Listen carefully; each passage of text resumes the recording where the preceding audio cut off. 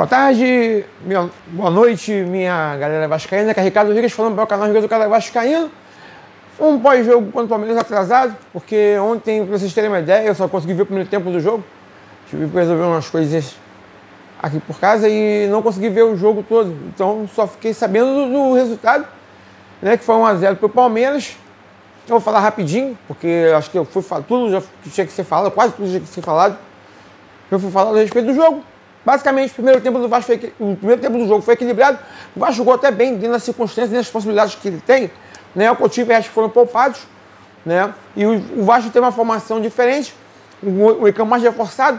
Jogou com 2 cabeças de área, 2 volantes. O Hugo Moura e o Matheus Carvalho. Junto com o Tietê, que tinha um pouco mais de liberdade para atuar.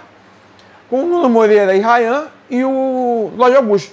Né? Não tinha nem centralizado. Eles variavam muito ali, circulando na área. Então, dentro dessas circunstâncias, o Vasco conseguiu até equilibrar as ações com o Palmeiras. Teve 2 excelentes chances de gol. Né? Uma no começo do primeiro tempo, o Augusto, a bola bateu no joelho dele e acabou errando. E o lance do final do primeiro tempo, escanteio batido, o goleiro Everton saiu meio esquisito, a bola sobrou nos pés do João Vitor, ele bateu de canhota. E aí essas coisas só acontecem com o Vasco da Gama. O zagueiro do Palmeiras tirou a bola de quase dentro do gol com a bicicleta, né? É coisas que eu falo, o time do Vasco, além de ser fraco, é azarado, né? E aí foi no primeiro tempo 0 a 0, mas no primeiro tempo também houveram aí as substituições, porque tanto o Lódio Augusto quanto o Lucas Freitas se machucaram. O Lódio Augusto, com os 34 do primeiro tempo, se machucou. Deu lugar ao Benjamin Garré. E o Lucas Freitas também se contundiu e entrou o cria da casa Luiz Gustavo. E teve até uma atuação boa, né? Jogando numa fogueira contra um dos melhores times do Brasil. E o Lódio Augusto é desfalque, né? Pro jogo contra o Pedro Cabello, né? Que ia ser na quarta-feira às 19 horas, lá na Venezuela. A gente já viajou, depois conversa sobre isso. E aí no segundo tempo, mais uma vez, com falha individual, saída de bola, o Vasco entregou um gol pro Palmeiras, que foi o gol do Vitor Roque, que não fazia gol há 8 meses. E aí o cara se encantou contra o Vasco, né? E o resultado foi 1 a 0, o jogo ficou aquele reme-reme até o final. O Vasco estava ficando de forma meio desordenada, fizeram substituições. Depois entrou o Alex Teixeira no lugar do Ryan. Entrou o Paulinho no lugar do Tietê.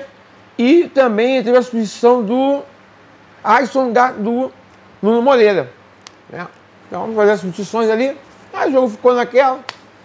Resultado: Vasco 0, Palmeiras 1. Mais um jogo que o Vasco entrega a paçoca na série de bola.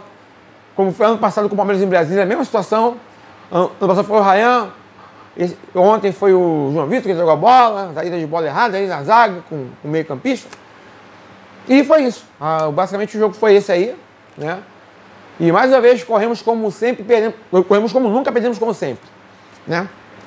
Tudo bem. Vamos agora para o próximo, agora virar a chave para a Sul-Americana, que é a bola da vez. O Vasco está na 13ª posição, tá? E ele será ultrapassado, porque tem 2 jogos, tiveram 2 jogos hoje.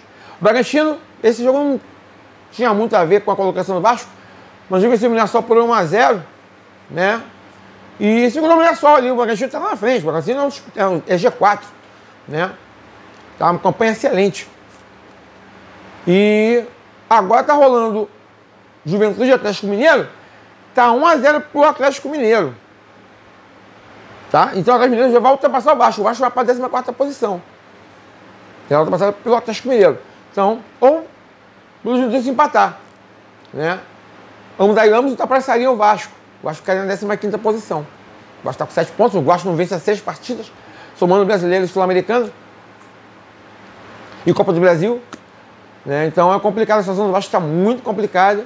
E o próximo jogo lá, o Vasco será contra o Vitória, lá na Bahia.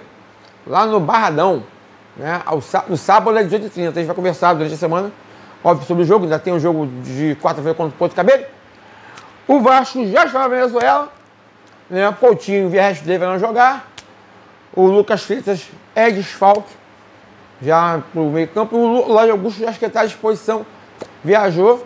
então deve ser depois à disposição do Felipe, né?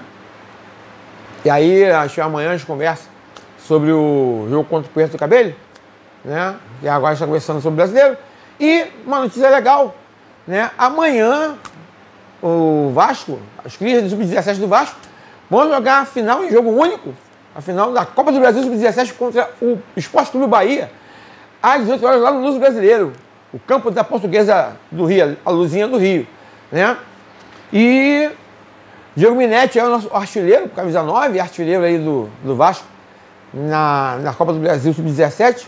O time Sub-17 está arrebentando, né?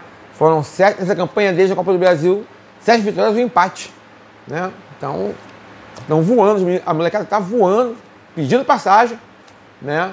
E vai ser a final, amanhã vai passar no Sport TV esse jogo, tá certo? Então é um jogo para a gente acompanhar e torcer para o Vasco da Gama, né? Torcer para os crias.